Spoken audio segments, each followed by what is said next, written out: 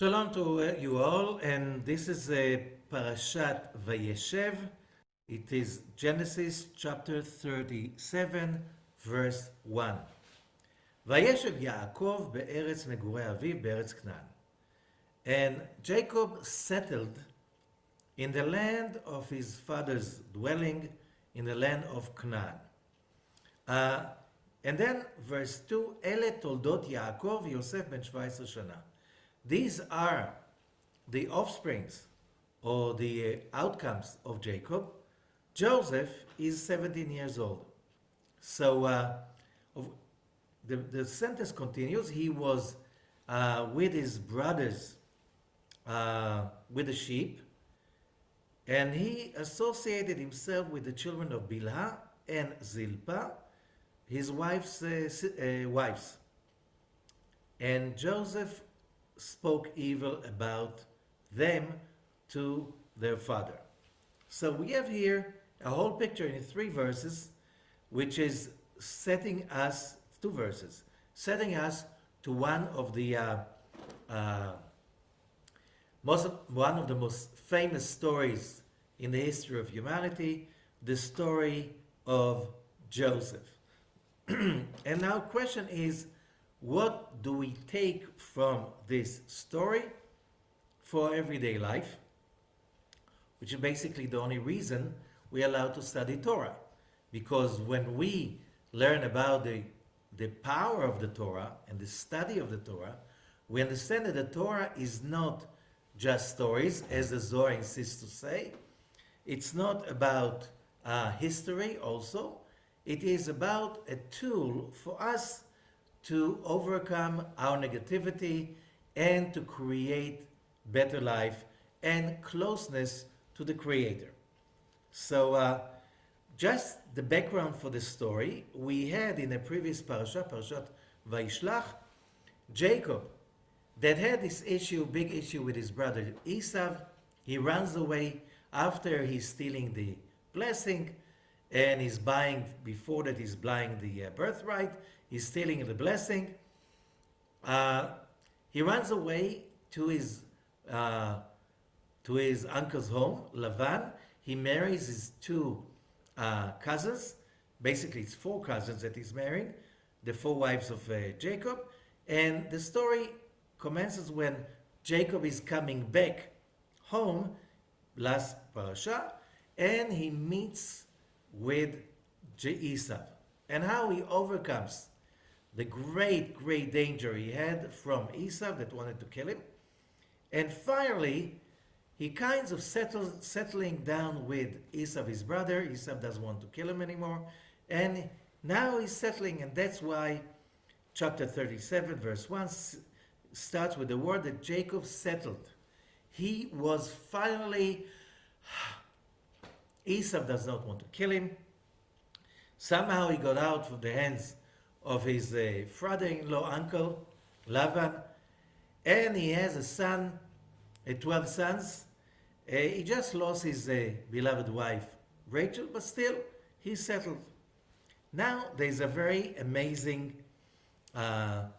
sentence in the commentaries, and this one is, this commentary is being quoted by Rashi, the great commentator from the 11th century France. And he says like this: צדיקים מבקשים להישב בשלווה, righteous people, they want to settle in peace. אמר הקדוש ברוך הוא, so God said, לא דיין לצדיקים אשר מתוקן להם לעולם הבא, אלא שמבקשים להישב בשלווה בעולם הזה. It's not enough what the righteous are preparing for the world to come, but they want also to live in peace in this physical world. So we understand that Jacob wanted to settle down, but then comes the story of Joseph that he loved the most. As we see, אלה תולדות יעקב יוסף. These are the outcomes, the offsprings of Yaakov, Joseph. Joseph so regarded, Jacob regarded Joseph to be his main successor. Okay? Why? We're going to see that, and then in this parasha, Joseph is sold by his brothers to the to merchants. They sell Joseph as a slave in Egypt, and the story is known. But first of all, let us understand what is this issue that the whole parasha is around. Why can't the righteous people sit in peace? Why can't they just, be comfortable for a moment? It's tough. One of the greatest enigmas that people are trying to find, the same story, the same issues. Why do bad things happen to good people? Here, Jacob is a righteous person. He never had a dull moment. Challenges. How many people have a brother who wants to kill you? And then it looks like it stays in the family. Joseph has the same thing. His brothers want to kill him. He's also being saved miraculously. So what is our message? What do we learn from that?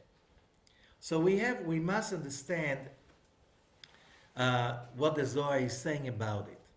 Okay, so וישב יעקב בארץ מגורי אביו בארץ כנען, רבי חייא פתח ואמר, רבות רעות צדיק ומכולם יצילנו אדוני. This is Psalms 34, and it says, many troubles for the righteous, which means the righteous person has to go through many troubles, and God will save him from all of them. Please, God, don't give him the troubles, don't give me the saving. I don't need the miracles, don't give me the troubles. Simply, it doesn't go this way. תחה זה, כמה מקטרגינית לי לברנש, מיומה דקודשה בך הוא יהב בי נשמתה בהי עלמא. דכיוון דנפק ברנש לאווירה דעלמא, מיד הזדמן להשתתפה בעדי יצר הרע, כמה דהתמר דכתיב לפתח חטאת רובץ וגומר. וכדי נשתתף בעדי יצר הרע. Translation. I'm reading from the Sulam, verse 1, Sulam commentary. Rabbi Chia opened and said, he quoted the same verse where I just said before. How many forces does every person have that disturb the person, challenge him, and block his ways מיום שנתן לו הקדוש ברוך הוא נשמה בעולם הזה. Since the day God gave him a soul in this physical world. דכיוון יצא אדם לאוויר העולם, the moment a human being comes out to the air of this physical world, and he has his first breath, מיד נזדמן יצר הרע להשתתף עמו. Immediately, the evil inclination joins him. Partnership. The word is להשתתף. He's partnering us the moment we are born, the moment we breathe our first breath. כמו שלמדנו שכתוב לפתח חטאת רובץ. This is a known verse, Genesis chapter 4. The sin lies at the opening. Which opening? The moment a baby, a human baby, comes out to the air, that moment he comes through the gate, he is being already associated, partnered with the evil inclination, not before. כי אז נשתף עמו יצר הרע. Then, only then, the evil inclination partners with us the moment we are born. And how do we know that? ותחה זה. דהה חיו דהה בהירי, מיומד התיילידו כולו נטרי גרמיו. והרכין מגון נורא, ומן כל הטרין בישין. וברנש מיד עתי להרמה גרמי גון נורא, בגין דיצרה שרי בגבי. ומיד אסתי לי לארחה בישה. Come and see. We know it is like this. We know that the moment we are born, we partner with the evil inclination. How do we know that? The proof is that when we go to any other creature, The moment they are born, the day they are born, all of them know how to preserve themselves, to be careful. One of the main uh, proof is when you bring any kind of animals to the fire or any kind of dangers, they usually run away. And they run away and prevent themselves from getting into any negative, dangerous place. While human beings, the moment they're born, immediately they have the tendency to throw themselves into the fire, says the Zohar. Okay? We know, whoever raised a child knows that the creativity little human beings have, young human beings, when they're little children, they have a tremendous ability to get themselves into harm's way. And it's just a miracle that most of them do not kill themselves because they reach maturity. Because they, as we said, the creativity is infinite. How to create, to bring yourself into harm's way, and to risk your life. Why is it like this? Because it's the proof that we have the evil inclination. Animals do not have any evil inclination, and they know how to stay away from danger. Even though animals are curious, you see in many, especially with mammals, you see curiosity, you see the drive to learn new terrains and stuff like this, still they know how to preserve themselves and run away from danger. Not human beings.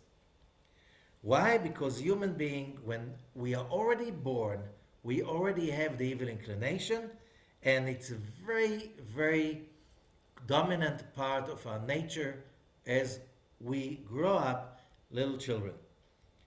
And this is why the evil inclination incites the human being into the way of evil. Okay. And why is that?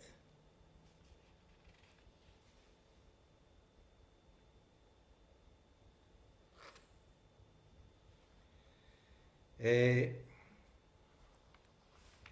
just want to read verse 7, where it says that the evil inclination, the good inclination is called a young boy. Why? Because he's younger. When do we get our good inclination? At our bar or bat mitzvah.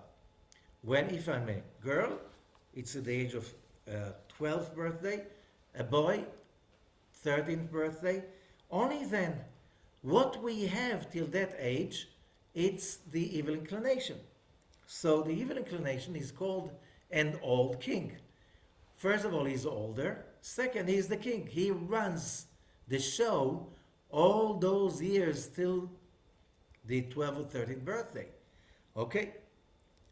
And he's a fool because all his ways takes us to the wrong way, which is foolish. And as we said, pushes us into places of danger that are not really serving the purposes of our life. And he doesn't know how to be careful. And all his job of the evil inclination is to get us astray off the way. Verse 8. Therefore, the evil inclination is older because he needs to have an advantage. So, when we grow up, we tend to trust the evil inclination because we don't remember being without him. And because we're born with him. And then when the good inclination is coming, on Abba or Bat Mitzvah, En Adam Yachol Amino, you can believe him, you can trust him because he's a newcomer, he just came later on. And then you don't trust him, V'dvarav domim alav lemasa. And it looks up a burden, which means the moment we come, we get this good inclination. That part of our nature that always drives us to honesty, integrity, kindness, righteousness, and the most important of all, being spiritual, which means overcoming our own evil inclination and transforming it. Uh, for us, we don't know him. He's a stranger. He came only later. Unless you are being educated and prepared for that moment all your life. So you're really being warned every day during your education that listening to the evil inclination is going to get you into trouble. So therefore, we understand that we need the evil inclination. And why? Because the first reason that we are born in this world is because we need to be in a world that is full of illusions, lies, temptations, challenges, and so on, because this is the only way we can achieve our connection to the Creator, our connection to the Creator within us, and to the infinite light of the Creator, because we were created in His image.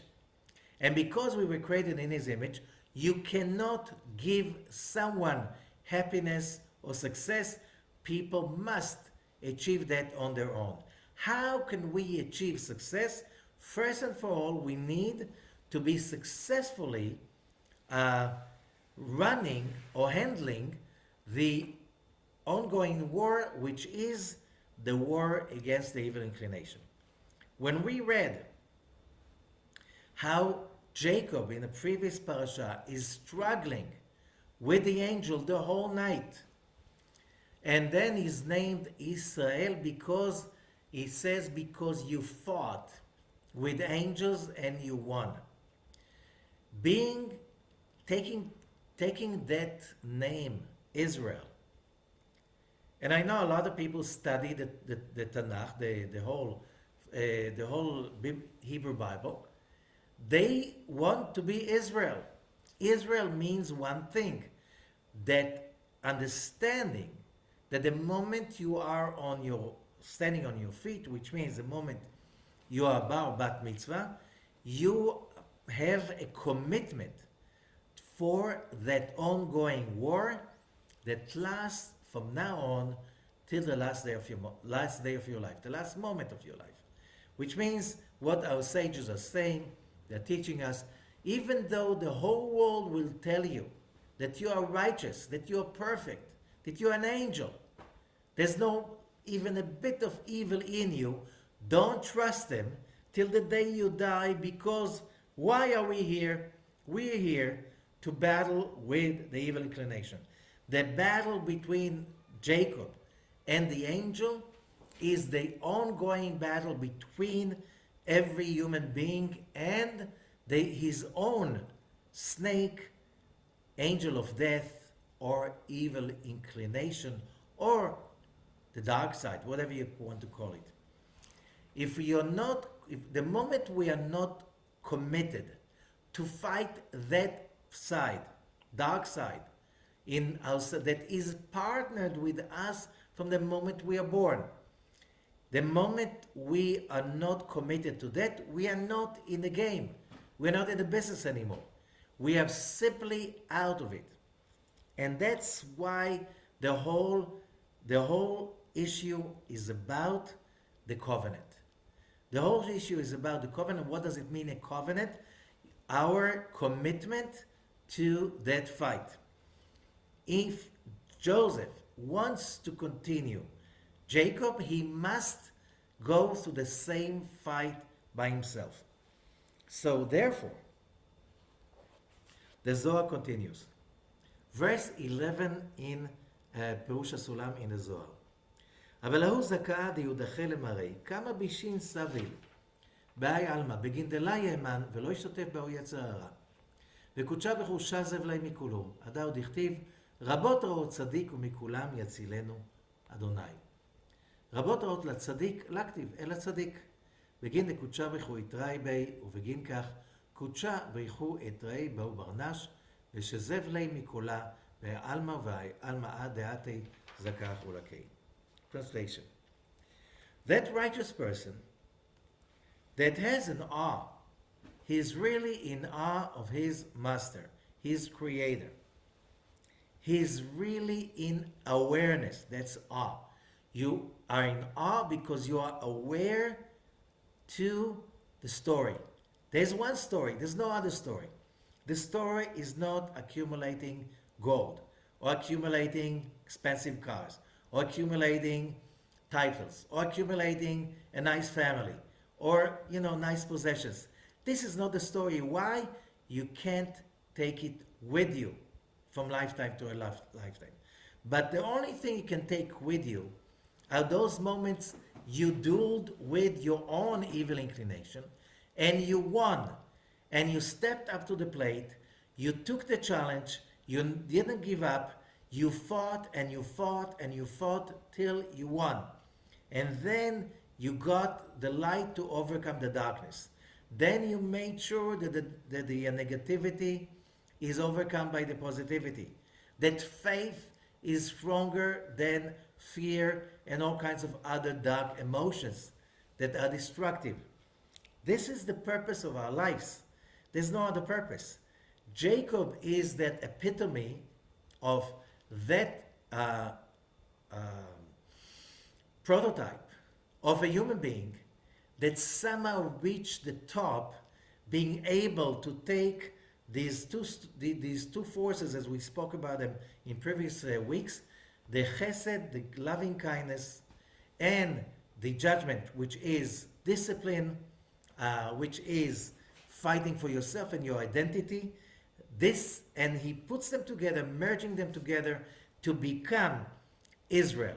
What does it mean? Israel, dueling, fighting, always against the evil inclination, which means day and night, week after week, month after month, year after year, it's an ongoing battle. And the battle is, I know that I am partnering with the evil inclination, when that means that the way I see the world, the way I perceive the world, the way I experience the world, the way I feel stuff, I need always to be on a duel, on a fight, to improve, overcome, transform, get out of the box. It's an ongoing warfare.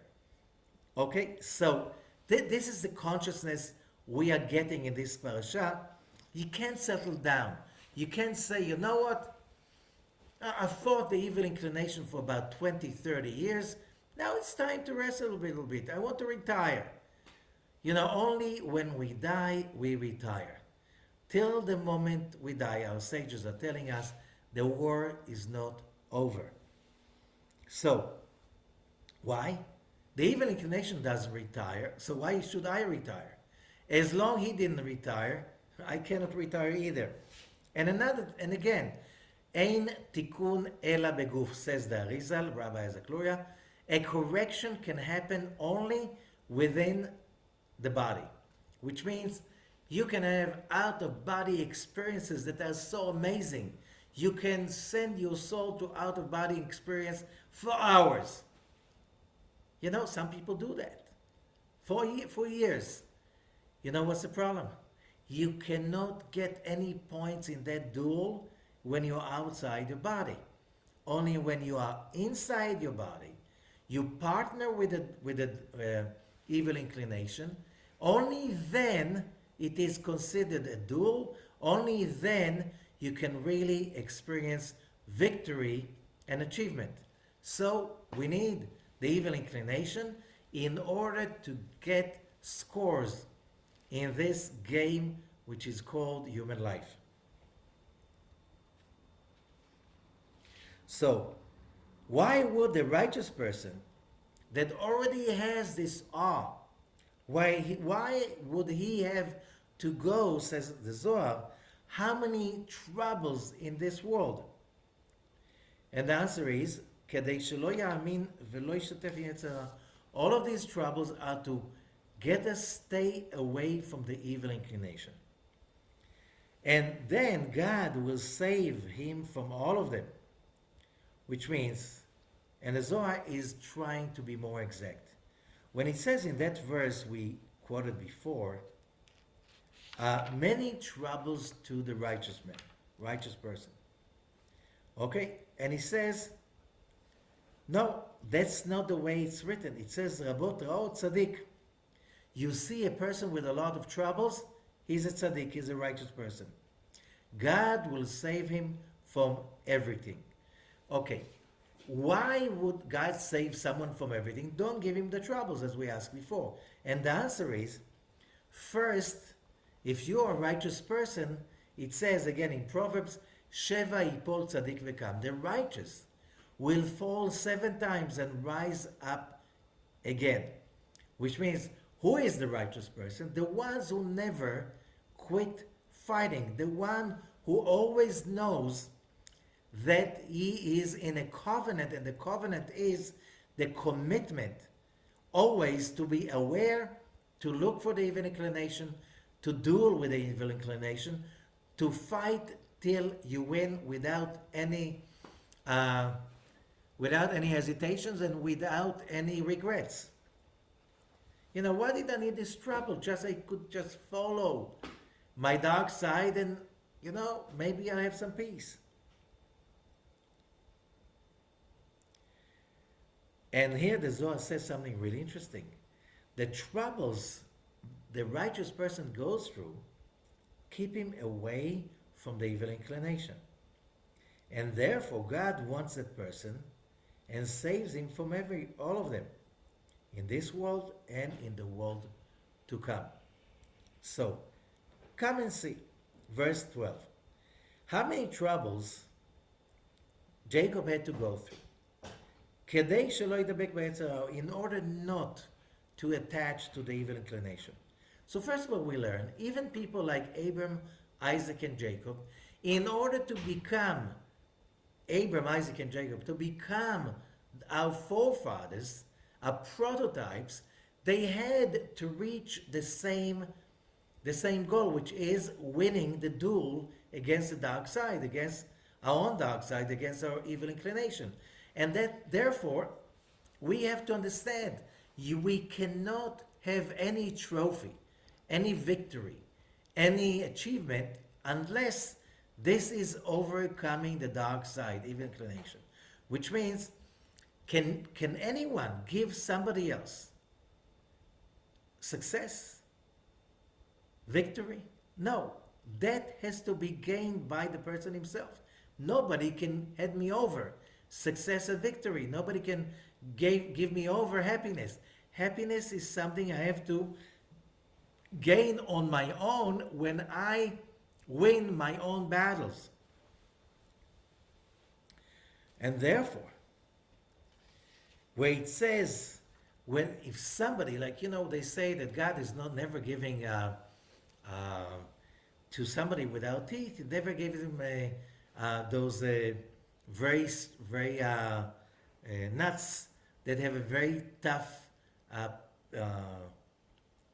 outside. Why? You cannot break it. Why would God give it you? The more righteous you are, the more times you will fall. The more committed you are, the more troubles you will have. The more troubles you have, the more victories you can experience. The more enlightenment you can gain. You cannot get anything for free. Only troubles. So, the troubles we get are opportunities. So we have to remember that. A lot of people are being raised today with the whole idea that human life should be easy, comfortable, without any pain. Which means we have to, you raise a child, the child must be away from any discomfort. Why? Because a human being should be surrounded only with good. That's very nice. It's a lie. It's a lie. How long can you protect your child from evil? How long can you protect your child from injustice? And the answer is, if you don't realize, our own enemy is within ourselves. Who makes us laugh and who makes us cry? Our own enemy within, which when we laugh, silly laughs, is from within. When we cry bitterly, it's all within. When we understand that it is a battlefield and we have to fight it, and every obstacle is not an obstacle, it's a stepping stone, which means you can you can fall by it or you can step on it. You can collect the stones and build something bigger. It's your own interpretation to reality. And if you want to be part somehow with that concept that is called Israel, you have to understand you can't expect things to be easy. You can't expect achievement to be free of paradoxes, misunderstandings, pain, misery, hatred, evil, bad speech. It's like you want to achieve something important, you must have some obstacles, and all of it, they look like discomfort, injustice, and our job is, instead of letting that control us, and then we say, I'm a victim. And you know what? Victims deserve to be given all kinds of stuff. So because they're victims and they suffer, we should live in a world without suffering. No, victims, it's a disease. A victim needs first and for all to understand that your feeling of being a victim is your own and only yours, which means you have to disassociate with that state of mind, although it gives you so much attention and a lot of gifts. You know, the person is so miserable, let's give him gifts. Let's help him. And you cannot rid someone from being a victim. It's only the person himself must come to a moment, I'm not a victim anymore. From now on, I'm not going there. I'm not using that state of mind. This is a very crucial thing to understand. And so, let's continue. How is that connected to Jacob and Esau? So we understood Jacob became a patriarch, a forefather, not just of the Israelite nation, but whoever follows monotheism and the ideas of monotheism in the whole world, you have to understand that you have to follow Jacob. What does it mean? You're nobody's victim. You always fight that thought, that consciousness of victimization, and you always know that you have to fight with and against your evil inclination, even if it takes you the whole night. It's night. Why is it night? Why is it dark? Because you allow the victimization, the pain, the misery, the sorrow to take over. God, take it away from me. Yes. So you're praying. Jacob prayed. But the moment you're praying, it means that you really mean that. You're really meaning to take the responsibility for your own feelings, for your own emotions. So you can't allow that to take over you. This is Jacob. So, all of these discomfort and evils are there, as it says in verse 12, we read it before. They are there to keep us away from the evil inclination. Because when everything is nice and comfortable, we tend to basically rest on our laurels. We don't grow. We do not even like challenges. We hate them. Why? Because we think that it's like in the upper worlds, we should live in peace all the time, and it's unfair if somebody bothers us. You know, if nobody bothers us, our evil inclination will take over. When is it our evil inclination defeated? When we face challenges, troubles, and we do not listen to the evil inclination that says, you're afraid, you missed, you're going to fail, you're going to lose it, it's your last day. When we listen to that, we're not fighting for our lives. We're not really applying the main purpose of our life, being light warriors. If you're not a light warrior, it's tough. You see a lot of people in our culture depressed, upset, hateful. It's always going together. When a person simply decides that I'm a victim, I was abused, I was taken advantage of, and it's not fair, and therefore I hate all those ones who are successful, because if they're successful, they're not victims, so they're my enemies. No. It says, Kinat sofrim tarbe chokhmah. Jealousy among authors will make more wisdom. What does it mean?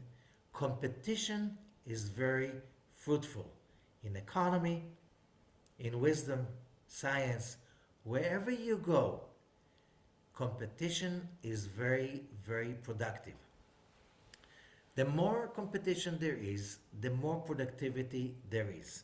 You want to live a life, there is no competition, that's called communism, or any kind of other socialism, which means no competition.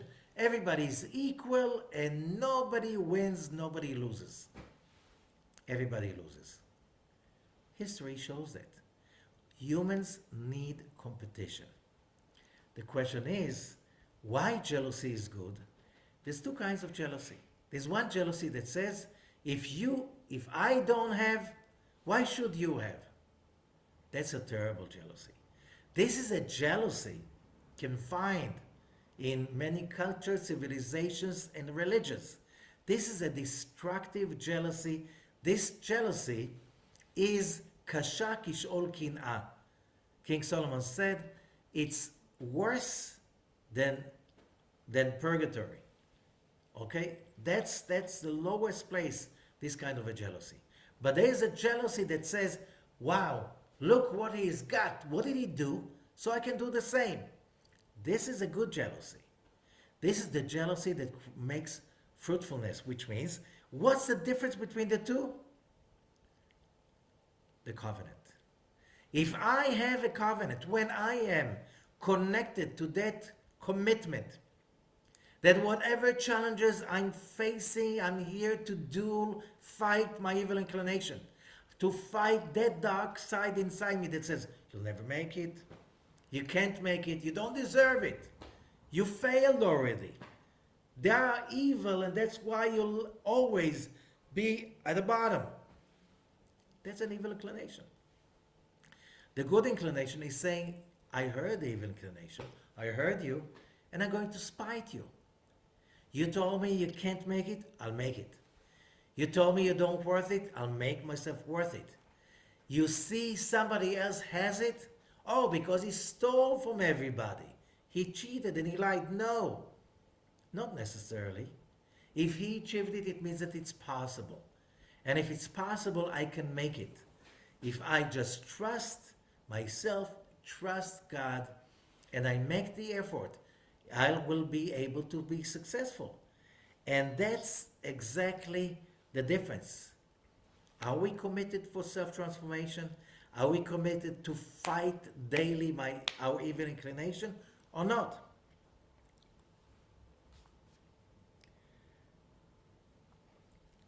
Why do we go through troubles? To make us remember that we are here for the fights. We gain scores in this lifetime, not when we are resting and having a nice moment. That doesn't give us scores, which means doesn't give us worth and value, certainty, and any kind of self-appreciation, which means I've done something in this world. When do we do it? When do we really grow? When things are impossible. Not hard, impossible. When I see who said it's impossible? The evil inclination. If I'm facing a challenge, it means that it is possible. Otherwise, why do I have to face it? And therefore, I need to face it.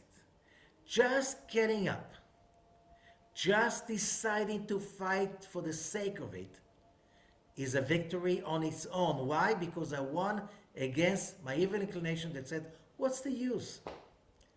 It's a lost fight. What's the use? Why do you even bother? No, I bother because I have a commitment. I have a commitment no matter what, not to resign, not to retire from any fight. This is Jacob and this is Joseph. Jacob is, if you learn the study of the Merkava, the structure of the Magen David in the Kabbalistic term, we have the upper triangle, which is Abram, Isaac, and Jacob. Abram is the right, Isaac is the left, judgment, and in the middle of the triangle, you have Jacob. In the lower triangle, in the Star of David, you have Moses, Aaron, and Joseph, which means again, the central column is Joseph. So you have Jacob and Joseph. Which means Jacob is in the upper triangle. Abraham, Isaac, and Jacob, they belong to the world of ideas. When we're talking about the time of Abraham, Isaac, and Jacob, they are ideas. Oh, they were humans like this, but who was there to listen to them? Hardly anyone.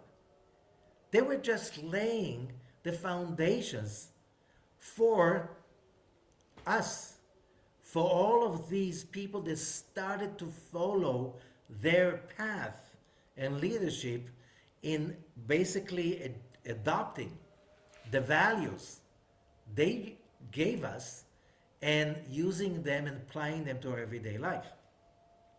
So that's Abraham, Isaac, and Jacob. The same forces, when they manifest in the physical manifestation, that's Moses, Aaron, and Joseph. It's already in the level of mass, community, people. So Moses ran a whole nation. Same was with Aaron. Joseph ran a whole nation. He ran the whole nation of the Near East, including Egypt, for a long time, getting them out of famine into life.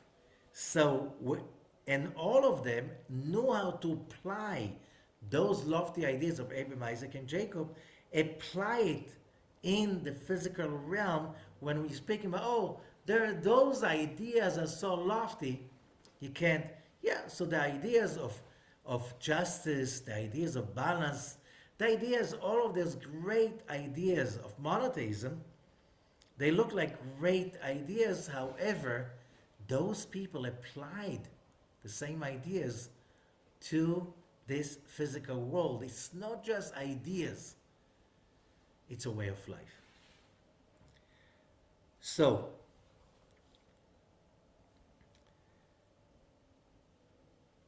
Joseph, in order to become Joseph, he could not become Joseph being raised by Jacob home when Jacob could afford already to protect Joseph from all evil. Now I can finally raise my child in safety, not like my father, not like my grandfather. You could say Abraham was in post-trauma. He was persecuted for his belief system. He was robbed from all his life achievements, his title, his fortune when he lived in Ur Kasdim, and he had to go to a journey of exile and rebuild his life all over again, and being persecuted all the time on the way by the Philistines, what you just name it. Same thing with Isaac. Same thing with Jacob. So Jacob said, now I can Spare my child Joseph from all of those uh, paradoxes. I can help him live in a world that is finally logical. There's justice. So Rachel, his mother, dies. Okay, when he's a kid. Uh, that's not easy. So then, still, Jacob is raising him with so much love. He cannot protect him. When he's 17 years old, his brothers sell him to the merchants who sell him to Egypt. And his journey starts when?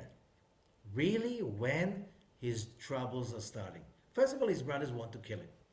He has to be saved again from a murder by his brothers. That's enough for post-trauma for, a lifetime, at least one, if not more.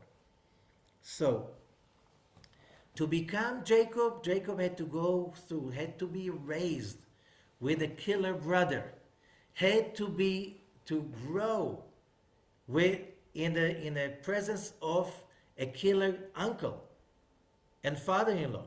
He had to, whatever he went through, he had to go through to become a Jacob, to become Israel. Same thing with Joseph. To be a central column of the lower triangle, to be a central column and to be a prototype for the central column in the physical world, which means the Sephirah of Yesod. You cannot do it living a comfortable life with your sage father, Jacob. You have to go and create it on your own. Okay, so you ask, where is justice? Not here. Not in this world. Don't look for justice. Look for the challenges. Look for the darkness you can turn into light.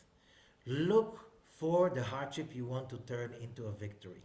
This is what you're looking for. Looking for justice, and we spoke about it in a previous parasha and the parasha before. The world is not supposed to be a world full of justice. Not at this stage. People still need to overcome injustice, to overcome all challenges that this world has to offer to us, because this is the only dimension that in which we can stick to the light,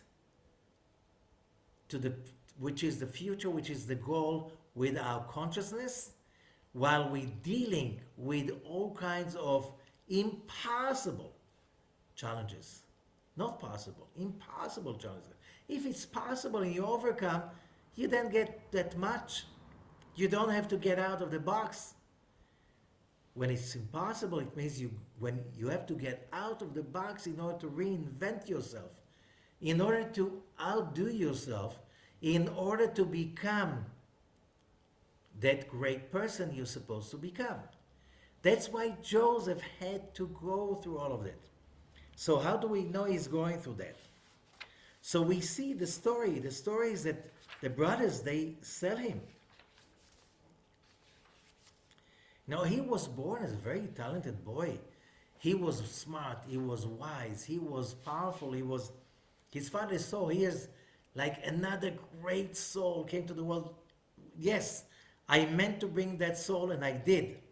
But he has to fight his own fight. His father Jacob cannot fight it for him more than that. If Jacob knew what Joseph is going through, he would get out of his comfort zone and make a war with the whole world just to protect Joseph. And therefore, what did God do? He blanked Jacob's brain so he doesn't know where is Joseph. He was sure that Joseph is dead. Otherwise, he would go looking for him. So all of these special dreams that Joseph had, all of that stuff was, for Jacob, it was, oh, here, I'm raising royalty over here. Joseph was still, as the Torah is saying, he didn't get it. Why? You want to be someone. You need to have a very big evil inclination, because You cannot be bigger than your evil inclination. You cannot have, let's say, when you're building muscles, your muscles must be created dealing with heavy weight, with something that is challenging you. You have to challenge your muscles. You cannot create a muscle that is not overcoming anything. The greater the obstacle, the challenge, the pain, the confusion, the evil inclination, the greater you can become. Small evil inclination gives small people. Great evil inclination gives great people. Joseph had lots of ambition for royalty, for control, for power. You can see it in his dreams. And that alienates his brothers, intimidates them. Like, who do you think you are? You're one of us. No, he was not. They did not become kings of an empire. He did. He did. So when he goes to the desert and they want to kill him, and everyone says, let's not kill him, throw him into the pit. And he's in the pit. And there's no, it says, Va'bo rek en bo mayim. Genesis 37, verse 24, and the pit is empty, no water. And the sages are saying, no water, snakes and scorpions were there. So his first miracle is that he has, can you imagine, he has to really get all his wits together. All what he studied with his father, all the magic he studied with his father, Jacob, to create a shield in which the scorpions and the snakes won't kill him. They don't. In fact, he survived them. And then the brothers are selling him as a slave and they bring him to Egypt. He's a foreign country, foreign language, foreign culture. Still, we see chapter 39, verse 1, VaYosef hu ad Mitzrayim, and Joseph was taken down to Egypt. Potiphar bought him, and Potiphar was one of the greatest figures in Egypt's economy and politics. And then verse 3, Vaya Adonav ki Adonai ito v'kol asher oseh Adonai masich bedo. Remember that. And his masters see that God is with him. And whatever he's doing, God makes it successful. His master was smart enough to realize that that person, whatever he's touching, God makes it successful. So, Potiphar really empowers Joseph till finally Joseph runs his all assets and business in Egypt. And Potiphar was, as we said, one of the greatest figures. So we know from that Joseph made his first step. He's a slave, 17 years old, in a foreign country. And what does he do? Whatever he does, we know he did his best because his masters saw that it was miraculously successful. Can't be that you just gave him, to mop the floor in some rooms. That doesn't make miracles. He gave him more and more duties, and that means that Joseph is starting from the beginning to do what we just said. He has a commitment, as he was taught by his father, to fight with his evil inclination. His evil inclination said to Joseph all the time, look, where is your father? My awesome, greatest human being in the world, Jacob. Even Jacob, he didn't see with his prophecy. He didn't see the danger. He sent me to the lion's den. He sent me to the brothers who hated me and wanted to kill me. How could he do it to me? Joseph could have been with anger like a lot of people have to their parents? How come they did not secure me and protect me from that evil? He was not. Because you cannot be successful that way and blaming and hating the same time. Impossible. Impossible. More than that, he was not in trauma. I was like royalty in the household of Jacob and Isaac. And now I'm a slave in Egypt, the pit. Egypt was the most like filthy, I'm talking about spiritually, unclean place in the world, like real dark negative energy, witchcraft. Egypt is all about witchcraft, ancient Egypt. He's not lamenting his youth, he's not lamenting his family, his connection with his father, because he is so successful. He becomes entrepreneur. He becomes the leader, the CEO of one of the most powerful people of Egypt. So he already applied what his father taught him. We'll learn from that. You want success? You have to put all of that injustice done to you to the side. I know a lot of successful business people. You know something? The more successful you are, the more people cheat you, hurt you, the more injustice done to you. What makes you successful? That you are still focused on making more success instead of lamenting your losses. I have a student. He's a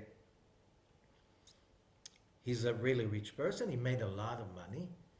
And he said many times, do you know how many times people cheated me? My friends, close friends.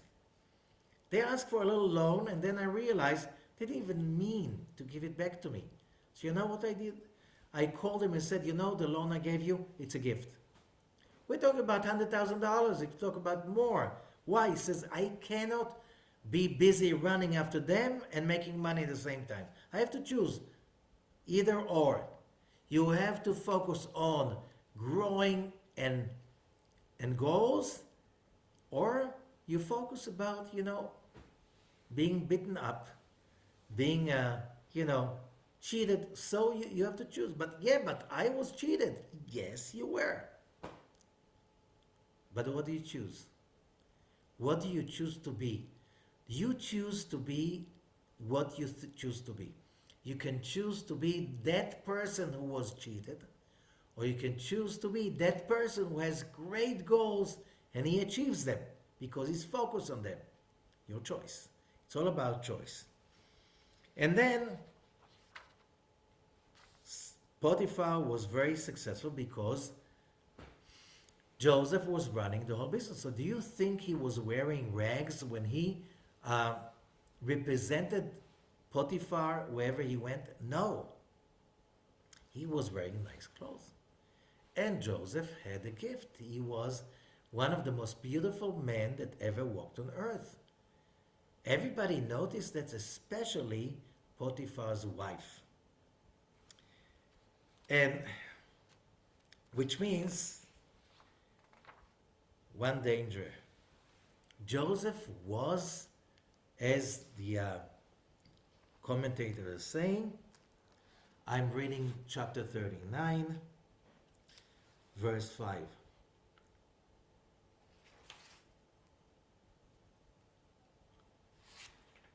ויהי מאז הפקיד אותו בביתו על כל אשר יש לו, ויברך אדוני את בית המצרי בגלל יוסף, ויהי ברכת אדוני בכל אשר יש לו בבית ובשדה.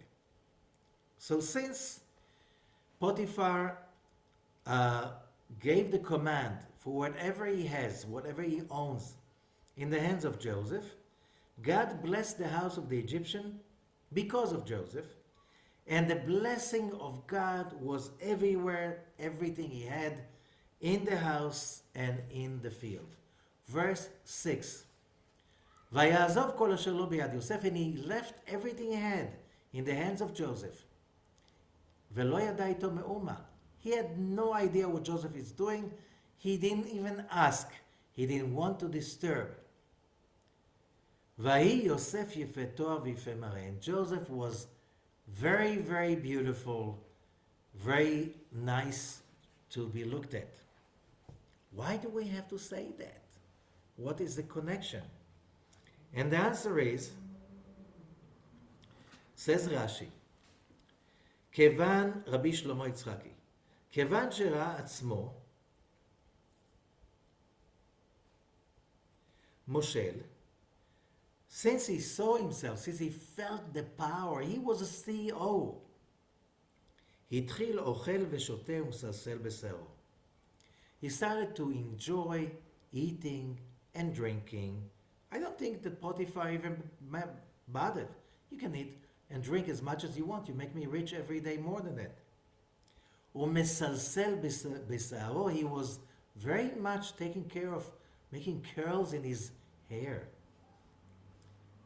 אמר הקדוש ברוך הוא, so God said, אביך מתאבל, your father is mourning you, ואתה מסלסל בשערך, and you doing your hair? אני מגרה בך את הדוב. I'm sending the bear at you. Which means, Joseph was supposed to be, we know by the end of the story, supposed to be the king of Egypt, right? He came to the comfort zone when he was a CEO for Potiphar. Was it his money? No. By the way, it was not his money when he was the king of Egypt. He was still the CEO of Pharaoh. But there's a difference between being the CEO of Potiphar and the CEO of Pharaoh. Big difference, right? Still, when we get to the comfort zone, then the bear will come. The moment we deny the reason of our existence, which is fighting, as we said, being Israel, always being on the fight. What fight? Against our evil inclination, not resting on our laurels, always realizing every day I woke up in the morning for another fight, and the fight is overcoming, always being aware to our anger, to our dissatisfaction, to our lust, to every low emotion and desire, any selfishness. This is being Israel. Israel means always fighting, always looking for the deficiency and fixing it, correcting it, overcoming it. Otherwise, if you did not fight the whole day, what have you done the whole day? You wasted your time.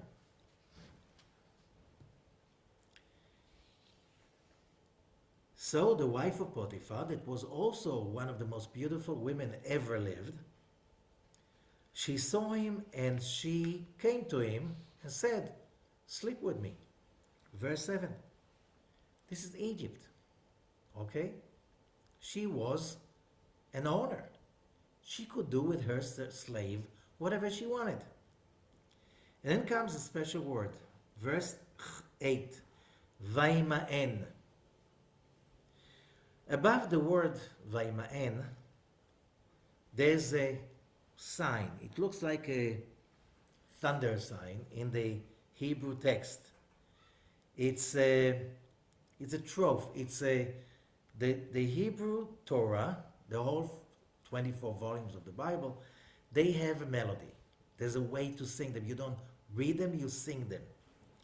That says that you don't read Vaima'en, that's a word in Hebrew, you read Vaima'en. It's like you're going up and up and up and up. Where? Joseph, he knew that on one hand, she can kill him if he doesn't say yes. She owns him.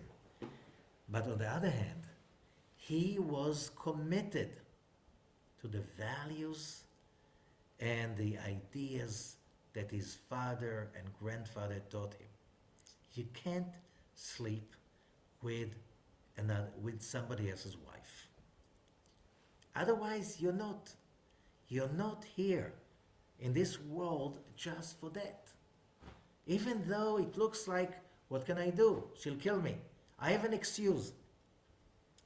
Joseph overcame his own lust, and even later when she cheated him and brought him to her bed, and he ran away, he knew the consequences. She will be very angry, and she was. And she blamed him that he tried to rape her. And that could be death sentence also. And he answers to her, how could I do that? Your husband gave me so much trust. And he gave me all of that. You know, he is more than just, it's not just a law you cannot sleep with with somebody else's wife. What about the gratitude? You are my master's wife. How can I do this to him? And I'm sinning to God. Like, if you realize what does it mean, integrity? It's love others as you love yourself, and at the same time, I am God. And there's never a contradiction. It's always in the same place. That's how Joseph became Yesod, a chariot. If he did not have that seduction, that temptation, that threat, it's like in the same place, he would not be the chariot for Yesod, which is the Sephirah that connects between the upper 9 Sephirot and the Sephirat Malchut of this physical world. You cannot have gain without the pain, without the commitment, without the fight against the evil inclination. You're not a human being. You're not a great human being. You're not really doing anything. You're wasting your time on earth. So, this is the message in this parasha. And this is the message for all of humanity, because people are looking for comfort and for joy. We are not here for comfort and joy. Not that comfort and joy are illegal. They can come by the way. But we're not here for that. You know why? In the endless, before the Tzimtzum, God created everything perfectly. We had more comfort and joy you can even imagine. The point is, we're not here for it. We're here for the struggle.